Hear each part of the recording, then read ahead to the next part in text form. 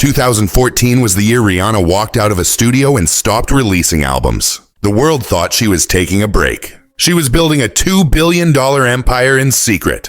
Her wealth did not come from music. It came from ownership. It came from equity. It came from brands she controlled from day one. Stay with this story. Most stars chase endorsement deals. Rihanna built companies. While they rented their names, she owned every part of her business. By 2021, she became the richest female musician on earth. And more than 80% of her wealth came from her business strategy, not her songs. This shift changed the entire beauty industry. From a young singer in Barbados to a global mogul worth billions. No album since 2016, yet she grew faster than every other celebrity founder. The stakes were high, and every move was planned. This is how Rihanna became a $2 billion brand owner. A clear map of the strategic moves that turned a pop star into a powerful business leader. From 2005 to 2014, Rihanna was a global music star with many awards and hits. She won 9 Grammys and sold out tours around the world. Then in 2014,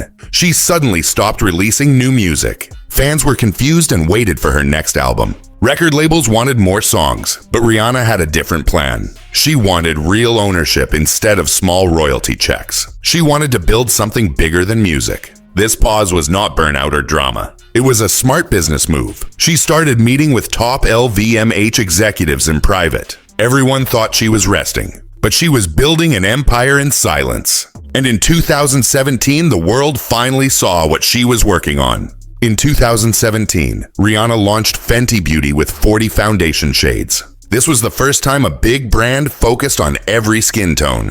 Most companies only offered a few shades, and many people felt left out. Rihanna changed that overnight. Millions of women finally found a perfect match for their skin. Rihanna knew this problem well because she faced it growing up, so she created the brand she always needed. Fenty Beauty made over $100 million in its first month. By the next year, it reached over $500 million in sales. Her idea was simple and strong: make beauty fair for everyone. And this move pushed her closer to becoming a billion-dollar mogul.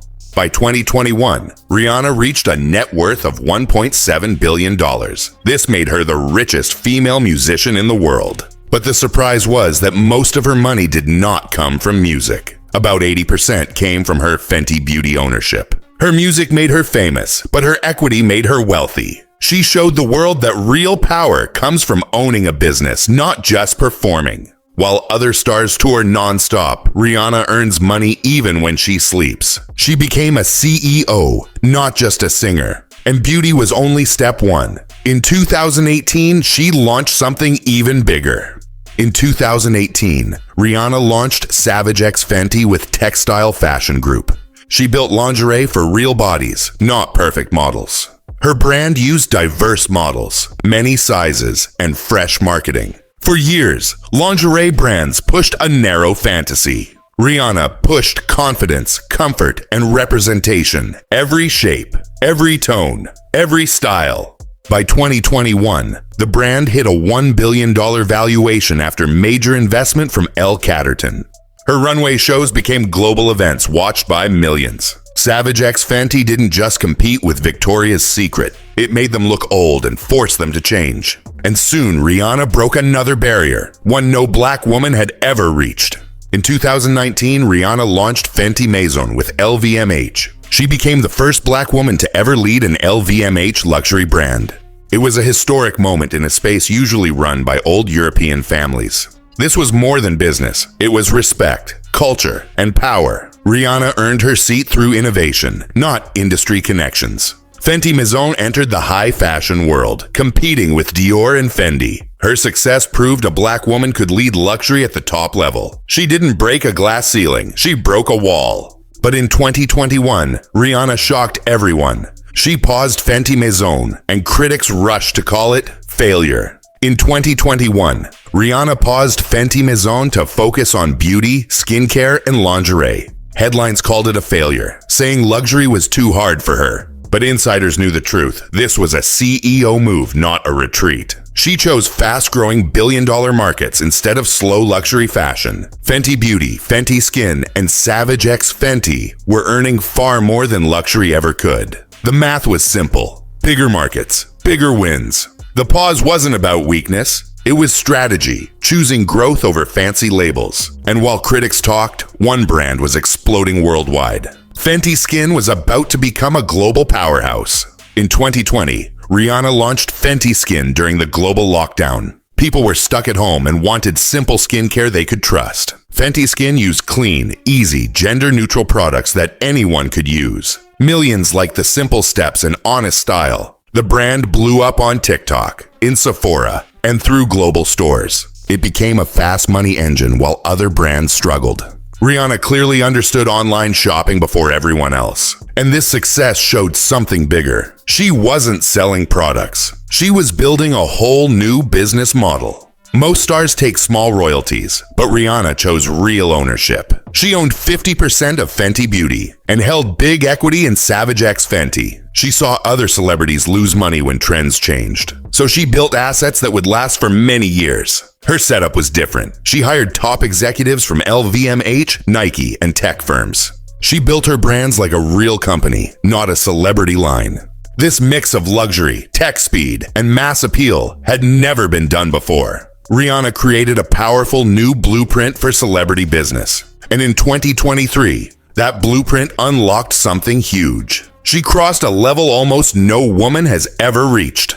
In 2023, Rihanna's brands passed a combined value of $2 billion. She became one of the richest self-made women in the world. She did this without a new album since 2016. She proved that talent opens doors, but ownership builds real wealth. $2 billion milestone, 2023. Total brand value past $2 billion. Music gap. No new album since Anti. Most wealth came from business. She ignored pressure to release more music because she knew one strong equity stake was worth more than 100 hit songs. And by 2025, her rise wasn't just about money. Rihanna had become something far more powerful. Today, Rihanna is the most successful celebrity business builder of her generation. Her companies now make more money than her entire music career ever did. She grew from a young girl in Barbados who couldn't find her shade to a $2 billion mogul. She changed how stars think about power, ownership, and legacy. 2025 status. Richest self-made woman in entertainment with brands bigger than her music catalog. Legacy. First artist to reach this level through real equity. Business schools now teach the Fenty model as the new standard. Rihanna isn't just a case study. She's the example others follow. And her rise proves one truth. The world may doubt you. Let that doubt push you forward. Rihanna became a billionaire not through singing, but through smart business. She chose ownership over more albums and built brands worth billions. Her message is clear. Talent starts your journey, but equity builds your future. She went from a girl without her shade to a CEO who changed beauty worldwide.